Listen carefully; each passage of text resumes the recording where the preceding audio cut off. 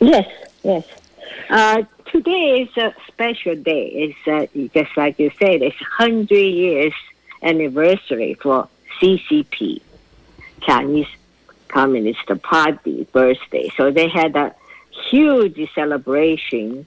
Actually, it was yesterday. They are 16 hours ahead of us, and in Tiananmen Square, and all the military parade, everything else, and millions those pigeons and come out of the cage and flying and then representing, and they wanted to whole world to look at the new image of China, and CCP is the not the evil, and they are the peacemakers. So today, I just wanted to, I saw so many their propaganda and videos, everything else, and I just want to continue and to tell people little true stories. And since last week, I posted my video on Father's Day, memories of father, and I reconnected with four long lost friends. Two of them, they are my childhood neighbors, and another two is a college classmate. And four of us girls, and now it's the same as my age now, and they all grow up without a father. Their fathers was in different CCP's movements, campaigns. They all die, suffering and die, and during those moments. So they begged me to telling their story.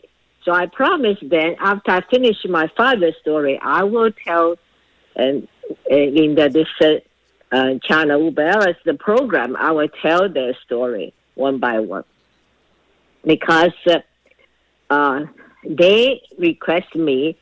I told them to write about it in details, because I know they lost their father, briefly, but I don't know the details. And so they promised to write about it. So, you cannot lie in details.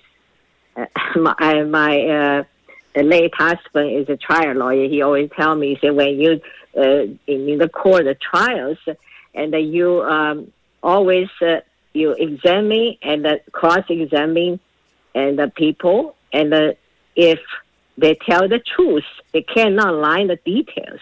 If they lie one, they have to lie all. So if you tell the details as details you can, and nobody can deny that. So I think that's the good idea. So let's go back to my father's story. He was 32 years old when communists took over in 1949. So he just believed communists were building a new country, and after Japanese occupation, and the new country will provide a free education for everybody, for every kid. So that's the idea, and make him to come back and bring back all his money to invest teaching equipment company in China. And but at the beginning, I'm talking about the CCP. They always use that kind of text, and the beginning they want your money because they cannot run the country, and they don't know how to run the country. So they need the business people come back to run the economy. Otherwise, they were paralyzed immediately. So when the things getting better, and they want to take over and your assets and everything, but the first thing they had to control you, and so they had to have this all kind of movements to make you scared and feel guilty, and then you were willingly and or forcefully, and to give up everything to them. And so what they did to my father is, before I was born, that time was the Korea War was 1950 to, I think, it started 1950. and then end up the beginning of the 1953. So I was born in 1952. So during this Korea War, they wanted all the businessmen to donate their money to support the army. So they wanted them to donate lots of money. So they said that they're going to buy an airplane. At that time, Chinese army has no air force. They don't have an airplane. They don't have anything. But what are you talking about buying an airplane? But if you say that to them, you buy a truck or you buy a tank, so it will be small donation. If you say buying an airplane, so everybody had to get lots of money out, like whatever you have. So they have this kind of moment. So everybody had to get whatever they have and to give it to buy an airplane, which was a lie. They never did. And then they make lots of business to do the supply and to the army. And the good thing is that my father's company, he just started. That time, they don't even have a material, plastic, to make those teaching equipment. So they had to use clay, so that's the material they have. And use the clay to make the models. So they cannot ask, their company and to do anything, supply any army, and they use the clay. So maybe, they can ask them to make an American soldier as a plastic tiger. Probably you can use clay. But they do ask, they make a lot of Mao's image. And Chairman Mao's statues use a clay. So give it to every business, every buildings, every schools, everywhere. And so they had to do that. And but they don't have other material can supply to the army. But his friend, and he has stayed making the education stationery company. So like, basic things like pencils, rulers. That time in China, they used those old rulers, was all made in bamboo. And so somehow he got some, those transparent material, is plastic, and to make the ruler. So they said, well, you probably have more money, and so you had to make some equipment, some supply, like he said, what is it? He said a bandage and cotton ball, and then the canvas bags for the first aid bag. They don't even have any material to make as a bag for the canvas. So they told him to make that in the large quantities. So he said, I don't have enough money and to buy all the materials. And they said, doesn't matter, you have to do your best. And we will make you hero. And because you are patriot, you defend our country. And so we just give you a note. And I owe you a promissory note. So I will pay you back plus interest. So you can do anything. You can borrow money and get all your funds ready, your personal and your friends and relatives. Just get all the money. So he did.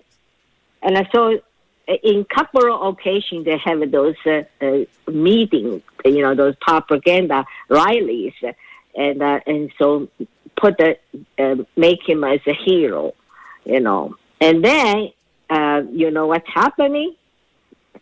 After the war, probably 1953, they started this movement called anti-3 and anti-5, and eliminating all the anti-revolution, the bad peoples. And so he become one of them. The reason is they don't want to pay him back whatever they owed him, and so the only thing is to eliminate him, so they don't have to pay back. So that's the way they did, and they put him in jail, and saying he corrupted the communist officer, and was sent to his company. and he gave him some money or whatever it is, and so that officer confessed, and so that's the evidence, and then put him in jail, and then they have this public criticized meeting. After that, and they executed him. So whatever they owe to him, it's over, right? They don't have to pay back. So they use that kind of things. Really, lots of people they owe the money to. Most of the people is the business people. And so fortunately, and they didn't ask me, only asked my father's company to make the Mars clay image. They didn't ask him to do anything about the bandages, the cotton balls. The other people, they say that they executed them, and the charge is they made products. They say was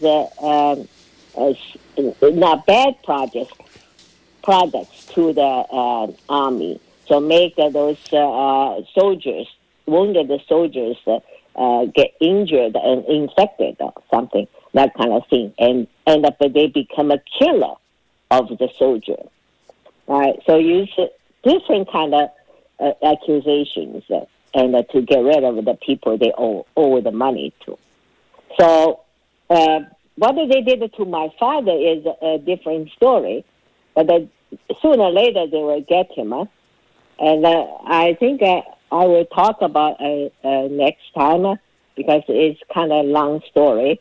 So basically, after the war, I think I was probably not even 1 year old in 1953, and then give him a mission and send him to Hong Kong. And before they did that, they arrested him. They say that they received two of my relatives, right, to just report him, saying is this movement, that I talk about the anti-3 and anti-5, and that kind of movement is also they had to want you to confess and all your histories, and in all the China. And before the communist took over, what kind of social relationship you have, and with Kuomintang and the government officials, or some in China they control the economy is like against mafias. What kind of relationship with them? They were protected business people, like you want to protect it. So you had to find one. So say somebody wrote a letter, my relative said that my father was have a relationship with head of security department in the Kuomintang government. And so they arrested him, and they said want him to confess. Also they tell him, and they only need 2 witnesses, and they saw him have a gun, and they saw him have activity with this Kuomintang security department. So they will execute him. Anyway, so, but when he was in jail, and they even put out the post and saying in such a date they will execute him, and put those red thing, the mark on his name. And so it's like a done deal. But very, very fortunately, and they didn't kill him. So why they didn't kill him? So I will tell next week. Amy, your story, particularly when you were talking about the fact that the people were asked to do things, make products, and then the government promised to pay, and then they reneged on the promise, and the person disappeared. Sounds an awful lot to me like how the mafia operates. Yes. Yeah. It's interesting. You should start telling this story and how it pans out. For what we've heard so far in the first part of your story this week, is the fact that right now Chinese dissidents are concerned for families in China. As the CCP marks its 100th anniversary, they're worried that some of their family members who still are in China are going to be targets of the CCP government. That's right, in danger. Yeah. So I think that they say that the security is very, very tight. Yeah. And also they just censor everything, every movement. People, because they had this high tech, which was under the helping of the American high tech company, and to control the people there. And one thing I heard Xi Jinping say recently was something to the effect that you may live some other place. Speaking of Chinese people, Han people, you may live some other place, but you're still part of our family. And I heard that, and it sounded like a threat. Yeah, that was a threat. And so we still own you. Yes. And you are ours. And I was just wondering, have you ever felt any pressure from the CCP? Yes, definitely. Would you describe that? Yeah, I have some real story about that. When my family moved to here, everybody out, I don't have an immediate family there. I don't have some relatives, some friends are still there, distant cousins. And so my father wanted to tell his story, and somehow, I think it was 1980s, they come in 1990s, early 1990s. And one of my friends in New York, I think he knows lots of publishers, so they say that they were interested in his book. They want him to write about his book because he has a very complicated, colorful life. And they say that they want him to write his book. They say maybe they can make a TV series and better than a super opera. And so he was excited. They say, well, I'm coming to the free country. I'm going to write or whatever. But then not too long, I tell you, a person I know, I met him in San Francisco, and they have this opera house, the club, and singing Chinese opera. My brother singing Chinese opera, so I met this guy there. And then not too long, and I read the Chinese newspaper, and also American newspaper, they say that they found out that he's a triple agent, and now is in the maximum security in United States, the jail in New York. And then, you know what happened? What? And without a trial, without anything, they say that he suicide. They found out that somebody put a plastic bag on his head. Wow. That sounds awfully familiar, doesn't it? Yeah, and he's retired. I talked to this guy. He's retired, and I know he's somebody, but I think that he was happy singing the opera. He said, I have nothing to do with that. He's not politics, nothing, right? And then even in the United States, the jail, maximum security jail, and they killed him.